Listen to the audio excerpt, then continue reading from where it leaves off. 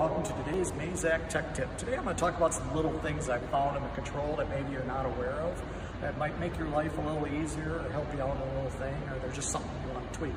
So on most of these screens there's this little gear key up here, and under this gear key there's some little options that are hidden here. For example, touch panel compensation is a popular one. Maybe you prefer to hit the screen harder, or you hit it hard and somebody else hits it soft. You're allowed to adjust the sensitivity by just touching that and hitting OK. Now, if you change the sensitivity, it will stay that way until the next person comes and sets it to what they like. So even if they power off, it's going to stay at the last setting.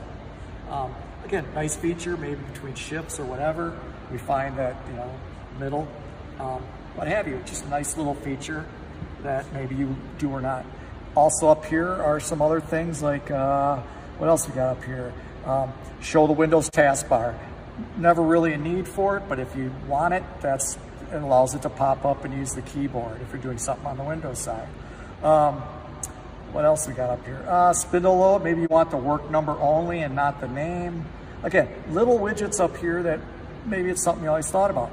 And depending on what screen you're at, for example, if I go to tool data, if I go up here and tap it, there'll be some other little different things in here. For example, here, do I want wear comp to be incremental first? Support for input, that'll show you a picture. Display the current tool first, that's the most popular one. That will actually show you the tool that's in the spindle, so you don't have to scroll through if you have a large magazine to find the tool you want. Tool layout, some various things in there you may or may not want if you use tool layout. So again, depending on what screen you're at, another nice one, if I'm on a G-code program that I kind of like, for example, if I'm on a G-code program, if I go up here and I go for help, there's actually a G-code list and a quick little M-code list. So if I can't remember a certain M-code or whatever, it's not a definitive list, but it just saves you from having to go to the manual, look it up, and etc. It just keeps you going on the right path. So again, always check these out depending on what screen you're at. There may be a certain setting up there that you've always wondered, hey, could I change it to the way I want it?